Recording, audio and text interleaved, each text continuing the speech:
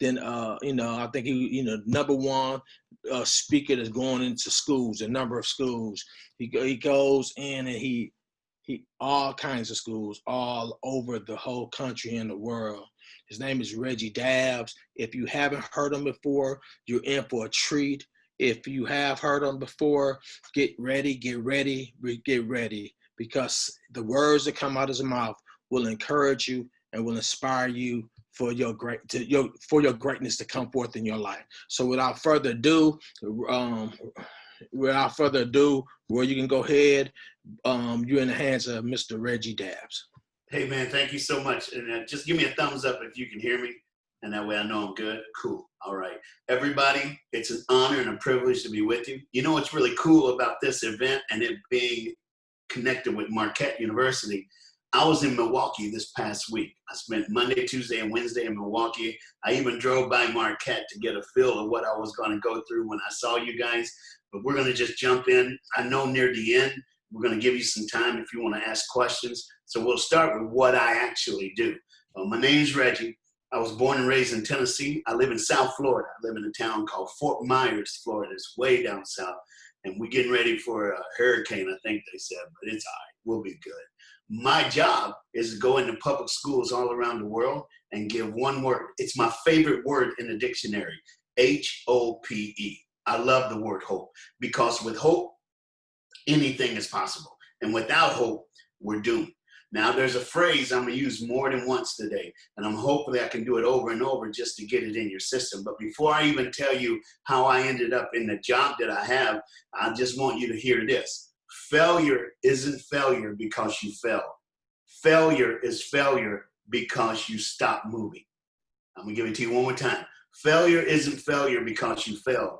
Failure is failure because you stopped moving. It doesn't matter what happens in your life. It doesn't matter where you came from. And I'm going to stop there and I'm going to come back to this, but I need to let you know who's talking to you today. So we got to go way back, way back, way back. I was in the first grade. When I was in the first grade, I heard something at school and I ain't never heard it before, and I wish I had never heard of it before. It was called Parent-Teacher Conference. Anybody know what I'm talking about? The way today, hey, I don't care who's running for president. If they get on national TV and say they're going to abolish Parent-Teacher Conference, I'm voting for them. I'm just saying. But my name was the first one on the list, the very first one. And both mom and dad showed up, and they sit down and the teacher talked for 5 minutes. When she got done, we walked outside, and I noticed something. All my friends are with their parents. All my friends' parents are like young, but my parents are like old. And I'm thinking to myself, why they old? But I didn't say nothing until we got in the car. I'm in the back seat, they're in the front seat. So I just yelled to the front seat. I'm 8, so I'm like, hey, why y'all old? Don't ever do that, all right? When we got home, my dad said, we got to talk. So they put me at the kitchen table to have a talk. Anybody ever been to the kitchen table to have a talk? You know you have. We sit down, and my dad said, son, there's a plan for your life. I said, yes, sir. My mom said, baby, I'm sorry. And my mom started crying. Now, look, first of all, if you ever at the kitchen table with your mom and dad and you don't smell food, it ain't good. You need to run. They can catch you later. You know what I'm saying? My dad held my mom for 10 minutes. Finally, my dad said, tell him now. And my mom said, baby, I'm sorry. I'm old because I'm not your mom. And my dad whispered, I'm not your father. You see, I grew up in foster care my entire life. They took care of me. And I knew I was in something different because in school, on the first day of school in kindergarten, the teacher would give attendance. She would say everybody's first name and last name. But when she got to me, she'd just say Reggie. So after hearing that Monday, Tuesday, Wednesday, Thursday, on Friday morning when she took attendance, after she just said Reggie, I walked up and I said, excuse me, ma'am, why don't you say my second name? And the teacher got on both knees, started to cry, put her arm around me and said, baby, you don't have a second name. Now, as you can see on the screen, my name is Reggie Dabbs, and we'll talk about how I got the name Dabbs in a minute. But just to let you know, I grew up, my mom was a teenager. She was a prostitute. I'm the third kid. My mom, she kept my brother, my sister, and she gave me away. She said she could not raise me. I was told that my mom slept with a man for $20. Now listen, I'm not telling you this so you can feel bad for me. Don't be fools. I ain't here for no pity, but I am here to tell you this. You can make it. The word that you had to send to your counselor, that word future, hey, that's good. Your leader, he knows what he's talking about. Mr. Steven, he knows exactly what I'm doing, because I'm not here to tell you. My past can set you up for your future. That can happen with anybody. We learn from yesterday so that we can be better today than they were yesterday.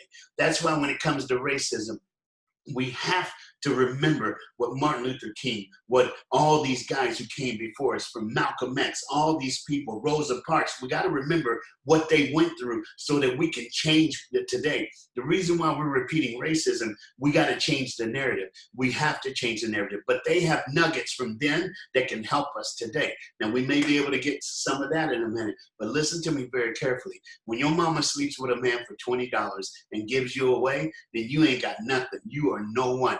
My mom that night looked at me, held me, said, I love you. You're in our family now. We're going to take care of you.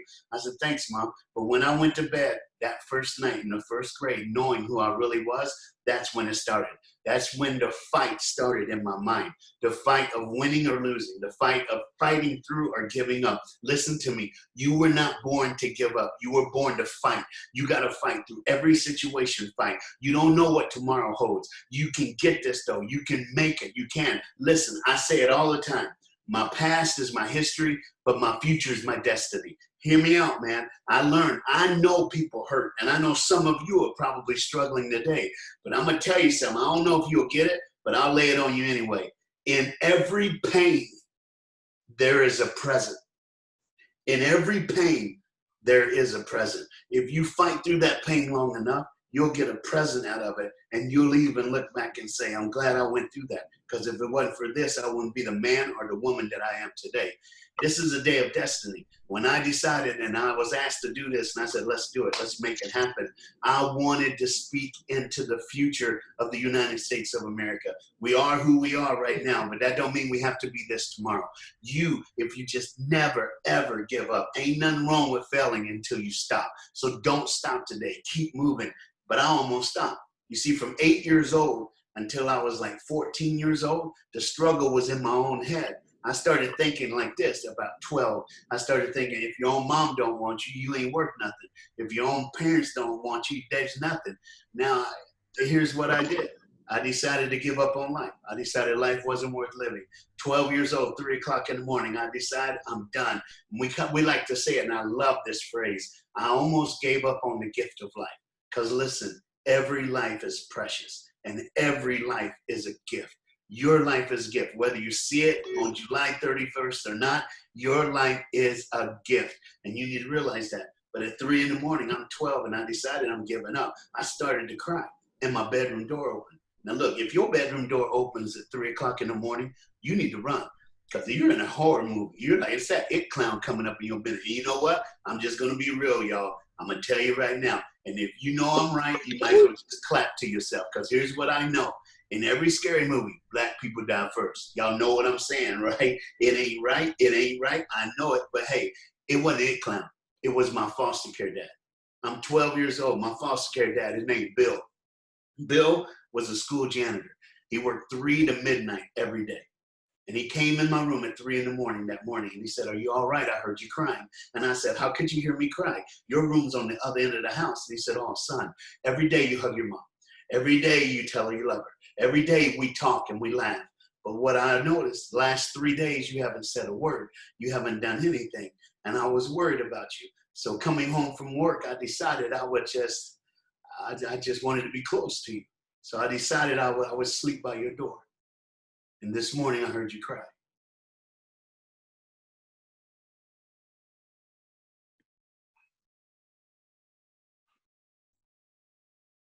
I got muted for some reason. I don't know if you heard me say that. I'll back up. My foster care dad walked into my bedroom, and he said simply this. He said, I just want you to know I love you. I'm 12, ready to give up on life. He said he slept by my door for 3 days, and when he heard me, he said, I love you. And I knew right then that I can make it. I knew right then somebody was on my side. And you need to know today, you have teachers and faculties and staff. You have a program like this to help you become great tomorrow. You just got to use it. And I'm glad you guys are here today. I'm glad you're using it today. But here's the deal.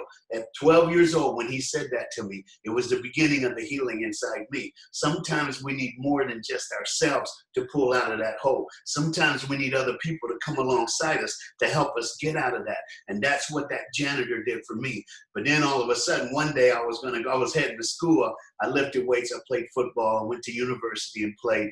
And I was going to school. And it was 13. I'm 13 years old. And he said, "You're not going to school today.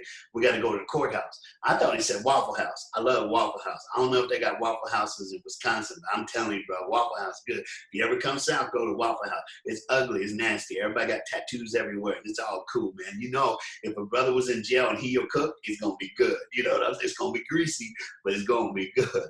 Now, look, we didn't go to Waffle House. We went to the courthouse, y'all. We walked in I looked at my dad and said, "Hey, I didn't do it." That was the first thing I said. I didn't do it. I mean, if you have to go to the courthouse and you got one of your parents with you, just tell them right there in the parking lot. I didn't do it. When we walked in, I met a guy. He said, "I'm your lawyer." I said, "Nice to meet you." I said, "Bro, I didn't do it." He started laughing. I said, "You fired. If your lawyer ever laughs at you, fire that dude, all right?" We sit down. Judge came in. I'm like, "Oh, it's Dr. Phil." No, it wasn't. It was, this lady got up, knocked down the gavel, and she said, "Are you Reggie?" I said, "Yes." She goes, "What's your last name?" I said, "Ma'am, I don't have one." She goes, "Did he not tell you?" And she looked at my foster care dad and said, "Bill, why didn't you tell him?" He said, "I wanted you to." And this judge, she started to cry. And she looked up and said, "He fought the state of Tennessee and he won. He won the right to give you his last name. Your name is Reggie Dabbs." Now, I need everybody listen to me. Hear me out. Hear me out when I say this. Everybody has a journey that they have to go through, and it's called life. And in the middle of that journey, you got to remember there's a lot of things that make you want to just stay in bed and don't get up. Just give up on people and just give up. Just give up and walk away. No, because remember what I said, and I told you I'm going to say it multiple times. Failure isn't failure because you failed. Failure is failure because you stopped moving. We can't stop moving. And maybe I'm here for a reason. Maybe I'm here to help somebody keep moving today. So I'm going to break this down even more different for you, all right? So here's what I want you to listen to. Something happened to me a couple of summers ago that may be able to help everybody who's watching this today. So let me set it up, all right? So it's summertime. I'm home in my house hanging out, and my cell phone started ringing. Now, how many of you know that before you answer hello, you looking to see what the number is that's calling? You know what I'm saying? You ain't got time for all that stuff. So I looked at the number. Y'all ain't gonna believe this. The number calling me was 000-000-0000. I ain't answering that. There ain't no way. It rung like 5 times, stopped ringing. I'm like, oh my goodness. Then it rang again. So the second time, I went to my wife and I said, "Baby, look at this. It's 000-000-0000. I ain't answering that." She goes, "What if somebody needs?" I said, it ain't happening. It didn't have no name under it. It was just it should have been all 6s. It could be somebody on there going, "You will die." Like I said, black people die first. I ain't answering the phone. It rang again. My wife grabbed the phone, turned it on, said, "Hello, he's right here." Gave me the phone. The lady on the other end said, "Please hold for the Admiral." And I'm like, "The who?" She goes, "The Admiral." Then this dude got on the phone, real deep voice. He said, "Is this Reggie?" I said, "Yes, it is." He goes, "My name is Admiral." And he told me his name. He said, "I train the most elite fighting soldier in the world. They're called SEALs." And I went, "Bro, you don't want me to be no SEAL. I ain't no soldier." I said, the whole rating would go way down. He started laughing. He goes, "Let me explain what happened." And here's what happened. 4 days before he called me, there were 12 people, 10 men and 2 women that were training to be SEALs. They were near the end of their training. As a matter of fact, it was the month of July and they graduate in August. He said that before they graduate, they have to do one big mission where they fly them somewhere in the world and they open the back end of the plane. The 12 people jump out and they got to figure out how to get to a certain point in a certain amount of time. Now, one, they jump out of planes all the time, but not like this. This plane was so high that they had to wear oxygen and mask and all that stuff before they jumped out of the plane. So what they did, they lined up in a single file line. And the last soldier, the one at the very back, would check the air of the soldier in front of him. He would tap him on the helmet and he got to pick whatever goal sign they wanted. That day, this guy tapped the helmet and said, "I got your back." So 11 checked number 10's air and tapped him on the helmet and said, I got your back. 987-654-321. Then one checked it, and he's good. Now they're standing there. They all got ear comms so they can talk to each other. One of the soldiers says, I've heard that phrase before. I got your back. I've heard that, but I can't remember where I heard it before. Another soldier said, dude, I remember when I was like in the 6th grade, this dude came to my school and he spoke. And another one said, his name was Reggie. He played the saxophone. That's me. I played the saxophone. And they all 12 soldiers had seen me in their school, whether middle school or high school, before they went to join the military. What are the odds? And the admiral was like, I love my kids. I love my kids. And I wanted to honor them. And when I heard they all knew you by listening to that conversation, I thought I should fly him in and let him speak at our graduation. So I got to speak at the graduation for a SEAL team. Now, here's the crazy thing. I had heard certain things about the SEAL team and their training and what was at the base where they do this in California. So I wanted to check it out. So when I got there, I did everything. I did it all. I did it. There was 12 people graduating. You know how many people showed up for their graduation? 7,000 people. I'm thinking, and probably 100, 150 people. 7,000 showed up at the graduation. I spoke. When I got done, they had a banquet for all the soldiers. And then the admiral came and he said, thank you so much for doing this. Is there anything I could do for you? I said, it may not be possible, but could I go to the room? Okay, let me explain. There's a room on the base called the Room to Remember. It's a room where they have articles of clothing from every SEAL who died in battle. So any soldier could go there. It's never locked. The lights are automatic, motion sensor. When you walk in, the lights came on. I just wanted to go because literally I heard there was something there and I wanted to see if it was. Now go with me on this. All right, go with me on this. Everybody just tune in. I'm about to let you ask me questions if you even have any. But you got to hear this because it changed me. It changed me. I knew in this room was a letter. It was a letter from a dad who was a soldier to his unborn son. He wrote a letter to his unborn son. He literally had to do one last mission. His wife was 7 months pregnant, but he was the only one that could do what they needed him to do. He was supposed to be gone for 5 days, just 5 days. And if his letter's in that room, he did not come home. So he literally wrote a letter to his unborn son. And all I wanted to do today was read it to you and talk about it just a little bit before you ask me any question that you want to ask me. Before we start, let me help you out with this. Can you imagine sitting in a room, watching your wife sleep, and write a letter to the son that she's still carrying? The words could be incredible, and it could probably even help us. And I'll be honest, they even made a movie about this, so I need to just quit it and just read it to you. But I got to tell you, I walked in the Room to Remember, and the motion sensors hit. And the first light that came on was on a clear case with a helmet inside that had been blown up. But you could see on the inside of a helmet that a soldier had taken a knife and etched a small poem inside that helmet. This is what the poem said. There was a plaque underneath it. The poem reads like this: in a world full of darkness, there will always be a light, and I'm the match. I'll give it to you one more time. In a world full of darkness, there will always be a light, and I'm the match. That's what that soldier wore on the day that he died.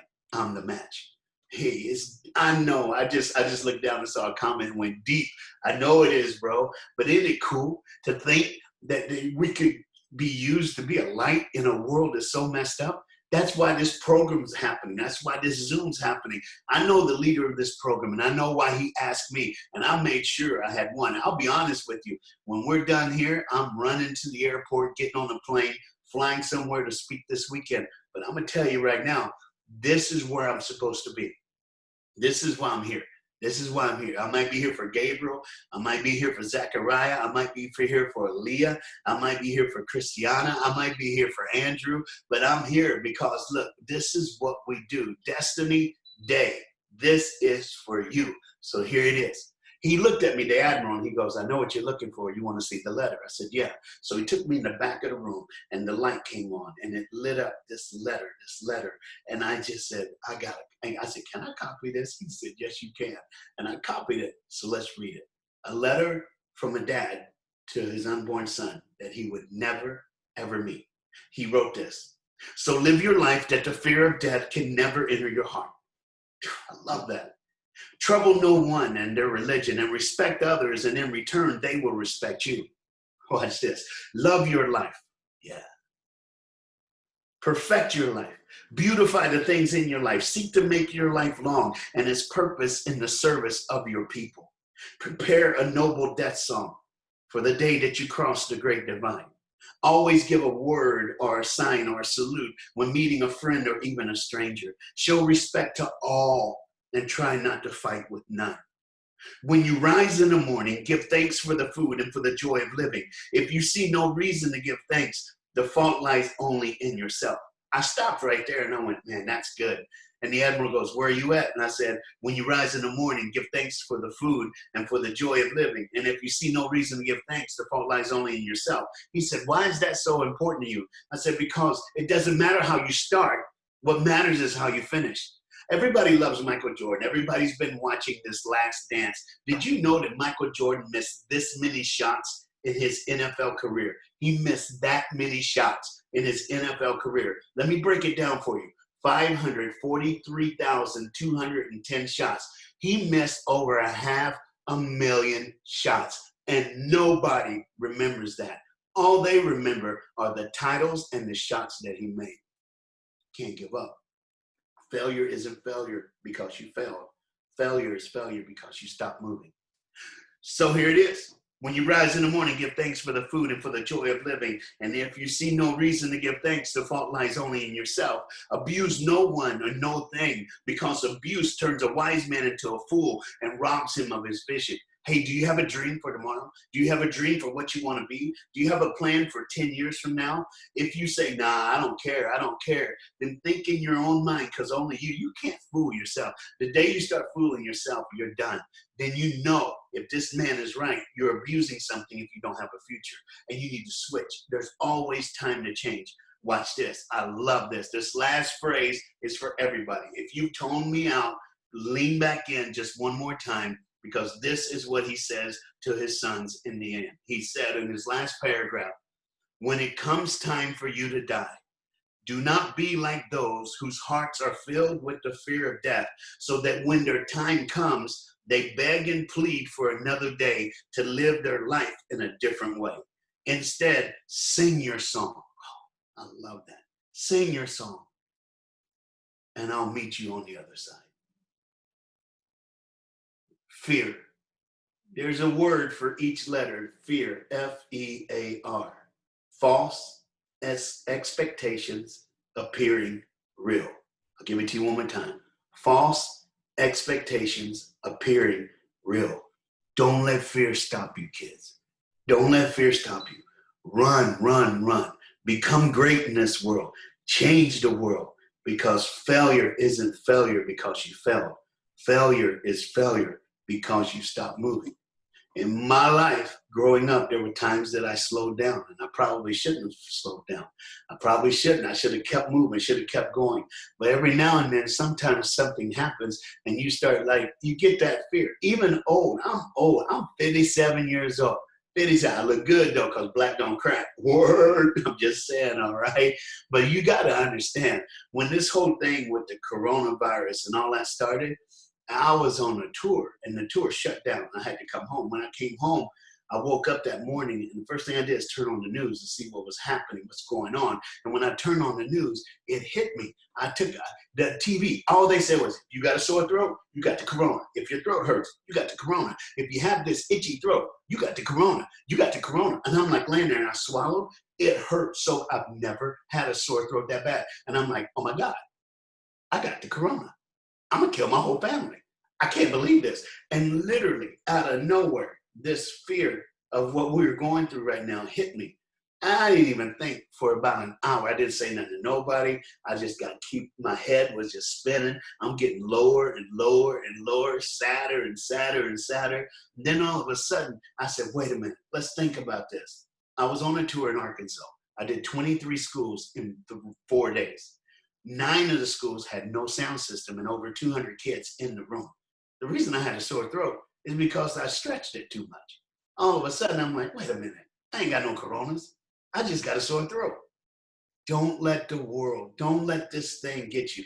Keep your mind solid. And sometimes you have to do certain things to do that. How do you keep your mind solid? How do you keep focused? Sometimes you got to turn the world off. Sometimes you got to put your phone down. Sometimes you got to turn off CNN or Fox News or whatever you watch. And you just got to close your eyes and say, I'm going to make it. I got a plan. Keep telling yourself your plan. Have steps in your plan. When I was growing up, literally, I would tell myself, I'm not going to flunk a class. And then I didn't flunk any class. Then I told myself, I'm going to be better at this. I'm going to be better at that. I'm going to work on this. I'm going to work on that. And I started working on things because that's what I wanted to do. And I just tell you right now, you're going to change the world. You really are. All you have to do is remember, failure isn't failure because you failed. Failure is failure because you stop moving. And if you stop moving today ain't nothing but a wake-up call. Let's go. Let's roll. Ride or die.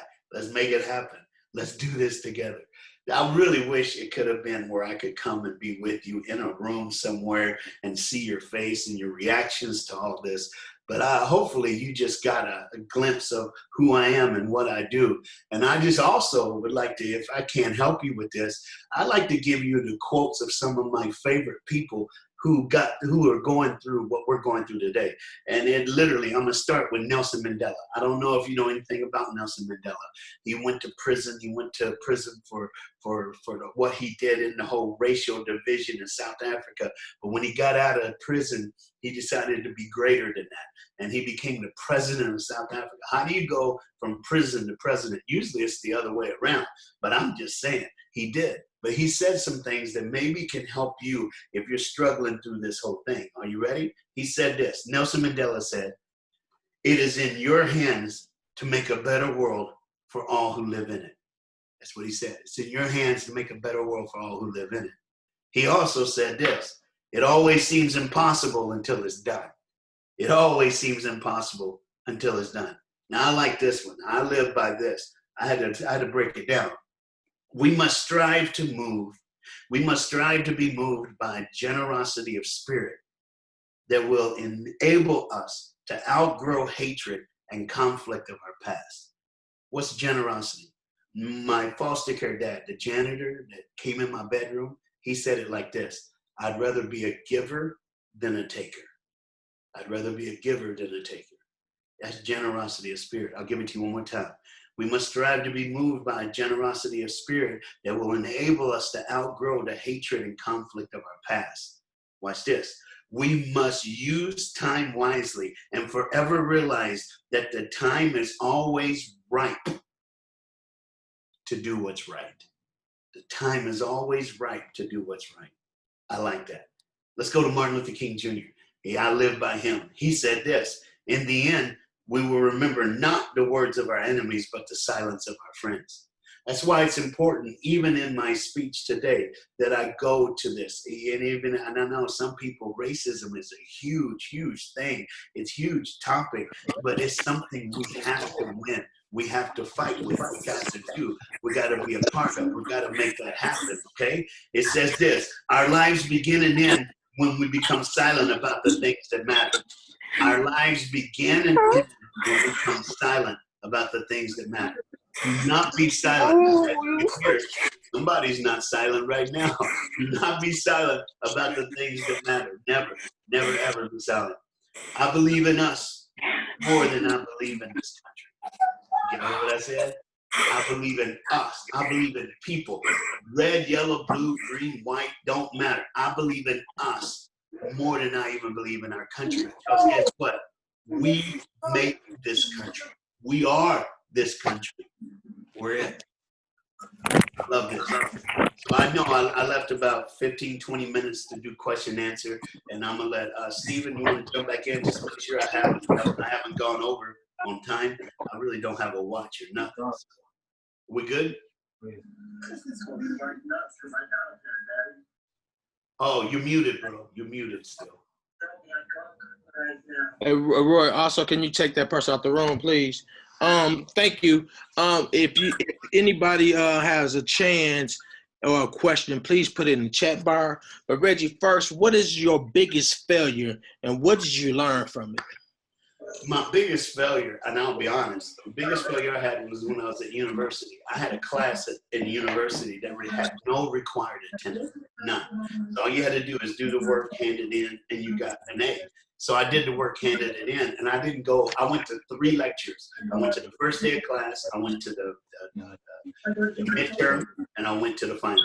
And I made a B plus. It was a B plus. And my professor, when he gave out the last grade, he said, "Come in for your final grade."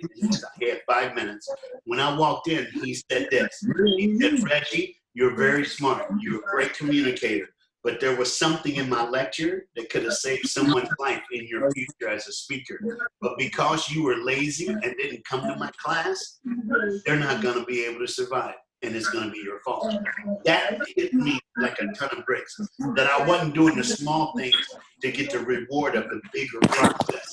So the next semester, I didn't even have him as a class. I had that hour free. I went to every lesson. I took notes. And at the end of the semester, he said in front of the whole class, "Y'all know Reggie was here. He's not in my class. He took it last semester." And he says, "I honor Reggie today." And he said, "Thank you. Here's the deal. Take this stuff seriously. What they're doing, this program that you're in right now, take it seriously because there's something you're learning now that's going to change someone's life tomorrow." Some of you are watching this, and that's how I know it. Sometimes it comes across a little arrogant, but I know I'm good at what I do. I know I'm very good at this. But you have to know, you had to click in, you had to spend the time, you had to come in, sit here and hear this and know and listen. You had to listen so that you can get something out of it. So that's my biggest failure. I was lazy, but I ain't lazy no more. I get up like 4:30, 5 o'clock every day, and I work hard, writing stuff, coming up with situations. I work really hard. So that's it. I ain't gonna be lazy no more. Great, great, great. Any questions, please put them in the bar. Can you tell us how to follow you on your social media, your handles? If somebody want to get in touch with you, how can they follow you? Absolutely. If you Google Reggie Dabbs, everything comes up. If you just go ahead and Google it. Instagram, it's Dabbs Reggie. On Twitter, on Facebook, it's Reggie Dabbs. Yeah, I'm on all that stuff. Yeah. Also, can you tell us about the book that you wrote and what's the title and what's the book about? I have 2. I've written 2 books. My first book I wrote is my autobiography. It's called Reggie. And then it's about the story I told you, but in more depth, more details. Cool. Even little baby pictures of me, which I didn't want to do, but they made me. All right. And the next book I wrote, and I love this one. I really wanted to do it. It's called Just Keep Breathing. And let me explain. In public schools, when you go and you tell the story, your story, sometimes kids will Facebook me and just tell me their story. So what I decided to do was to take a real good look at where kids are. What they're going through, what they're dealing with, and so literally, we went to work on that, and I found 21 letters from 21 kids who heard me speak in schools all around the world, and I shared their story and my reply to them, and it's pretty deep. It's pretty deep. It's really, really good, though. Okay. Somebody wants to know, have you met anybody famous? Yeah. Few. A few. As a matter of fact, I just a week and a half ago came out of the bubble in Orlando, so I spoke to like 7 different teams. So I did that. I do a lot of sports teams, a lot of sports teams, from Denzel Washington to Will Smith. Yeah, because of what I do, I've met a lot of good people. Okay, so you were in the sports bubble in Orlando, talking to NBA teams. Okay, okay. What's some of the teams that you talked to? I did Memphis, I did Houston, the reason I did it because I did LA, and so I was the motivational speaker for the Miami Heat, the Cleveland Cavaliers, and the Los Angeles Lakers, and you can pretty much figure out why. I'm mentioning those 3. Yeah, so I had to do the whole test like 3 times. It was horrible. It's like they tried to take a 2x4 and tickle your brain, but it was worth it. It was good. Somebody wrote, have you ever gave up on yourself? Yeah, and back when I was 12 years old, that was, to want to take your own life, yes. But you know what happened? Somebody came in, And even this, even us having this conversation and you being a part of this Zoom meeting, this class, this summer class, dude, this could be your wake-up call. This could be your, no, don't give up on yourself. And I know I said it earlier and I'll say it again, that in every painful thing that we go through, there will be a present. And when you get through that pain, you'll see the present and you'll realize you're a better man, you're a better woman because of what you went through. And that's a great question, but yes. But and now I look around and I find reasons not to give up. And sometimes you have to do that. Sometimes you have to go, why not give up? Why not give up? There's a lot of reasons why, but sometimes all you need is one reason why not. And I'm going to give you one of those reasons. Do you know why you don't need to give up? Tomorrow.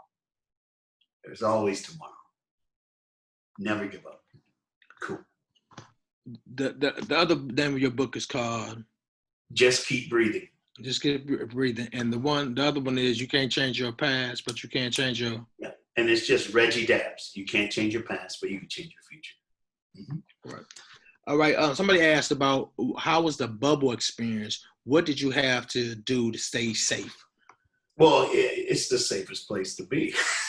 To be honest, everybody, they got doctors and nurses, and they're checking they're doing you do the test, and they get a result back real fast. But you're in quarantine for like 2 or 3 days until you have a double negative. But yet and still, they don't let everybody in that bubble. They can't, because as you can see what happened with baseball. But you know what I like though, and this is gonna be weird. Do you know what I like about the coronavirus? Is the only way for us to handle this whole coronavirus, if we go by what they're telling us to do, is social distancing, wearing a mask, washing your hands, cough on your sleeve. All that stuff is us taking care of other people. We're not really doing it for ourselves. We're doing it for our fellow men. So maybe we're trying to learn a lesson. Maybe there is a God up above who put us in timeout and said, y'all need to start taking care of each other. And now I realize that even when I was in that experience, that these people we got to do this to take care of the players, to take care of this, take care of that. They're literally doing what they're doing to take care of other people. And I think if we think about it, we could come out of this as better humans. You think? Absolutely. Somebody asked, what was the greatest word of advice or wisdom that you ever received? Don't give up. That was the greatest word of wisdom advice. And the guy who did it used to march with Martin Luther King Jr., and he was just a great man. His name was Dr. Washington. And he was an incredibly, incredibly good man. And when he had told me don't give up, because he was a historian guy, he had all these videos and tapes and stuff. And he put in a famous speech of a guy named Winston Churchill, little chubby, bald-headed white guy from the United Kingdom. And he was talking to his country, and he just literally looked and screamed, never, never, never give up. And he stopped it. And Dr. Washington did. He goes, if there's anything, Reggie, you never forget that. And I'll give that to you guys. Never, never, never give up. Great. Have you ever experienced, what did you do when you experienced pushback, when people tried to stop you, when people tried to interrupt you, when people tried to stop you from reaching your destiny? What should you do? That's a great question. But here's what I do. I don't take offense to people. You're in public schools. You're in some rough schools, some easy schools. I've been in Milwaukee many times. And in Milwaukee, you're 1 second, you're downtown Milwaukee. The next second, you're up in Germantown. You know what I mean? You got all these different kind of kids. But downtown Milwaukee, I get 4 standing ovations during one assembly program. Up in Germantown, you get a kid jumping up, yelling at you. You don't know what you're talking about. You have no idea what you're going to get. But when someone comes against me, even if it's in public view or in private, I think this. I wonder where they came from. I wonder who or what hurt them to make them feel this bad. You see, a person who's angry and is always angry, they've probably been fed a huge diet of anger their entire life. So that's all they know. A person who's a gossips all the time, has probably done nothing but seen gossip their whole life. What if we could be a different view? What if we could be a different thought? What if we could be a different life that they can see and maybe pattern after to change? So I always look at it that way. I don't look at it as they hate me, don't like me. I look at it as, you know what, they just need to see it a different way. So I need to make sure I do this loving, caring, and kind so they can see a different way. Hopefully that answered that question. Great. Just a couple more questions. One Oh, is, how does a motivational speaker stay motivated? well, I surround, my circle is not big. I have a small circle, and I listen to people. And I see that when it comes to racism, we got to listen. You got to listen to people. You got to listen to your fellow man. Listen to your brother. You listen, and you can. I stay positive because I have people in my life who speak to me, not even good sometimes. My wife, she'll tell me the truth, but I listen to her and I change to pattern myself better. The day you stop learning is the day you die. And that goes back to failure isn't failure because you fell. Failure is failure because you stop moving. In life, never stop moving. Never say I've arrived. As long as you're living, there's something more for you to learn, more for you to do, more for you to become. So never, ever give up and keep pushing. Somebody wanted to know, have you ever met Eric Thomas? Eric Thomas? Yeah. I've seen him. I've shook his hand, but I haven't had a conversation, no. If somebody wanted to know where they can find your books. On Amazon. Just go to Amazon and type in Reggie Dabbs, and then you can find both of them. And just before I give you opportunity just to say your last, whatever you want to say to the student body, we would love to have you back after COVID-19 would allow us. But somebody wanted to see if you could play the saxophone for us. But I said that, maybe next time. We'll do that next time. I will definitely do that next time. Oh, absolutely. And so did you ever give your social media handles? Yeah. And here's my email. Email's easy, and I answer it. It's just my name backwards, dabbsreggie@aol.com. That's my email. But if you Google Reggie Dabbs, and it'll all come up, Facebook, Instagram, all that stuff. Now, the company that we started years ago, if you want to check it out, it's theyouthAlliance.com. TheyouthAlliance.com. And that'll help you out, too, to see what we do around the world. Great. Thank you. Anything, just closing remarks that you want to speak? Hey, it's just an honor. It's just an honor. And at 57 years old, I'm all about the next generation, giving hope to the next generation, giving peace, showing love to the next generation, doing whatever I can to let them know that they can make it and that there's a plan and a purpose. So this is the perfect setup for me today. And remember what I said, failure isn't failure because you fell. Failure is failure because you stop moving. So let's keep moving. Together, we're going to move. Thanks very much. Let's give a hand and thanks in the chat bar to Reggie. Thank you so much. Next time we'll see you in person. Oh, absolutely, man. Absolutely. You guys have a wonderful day. Keep on keeping on.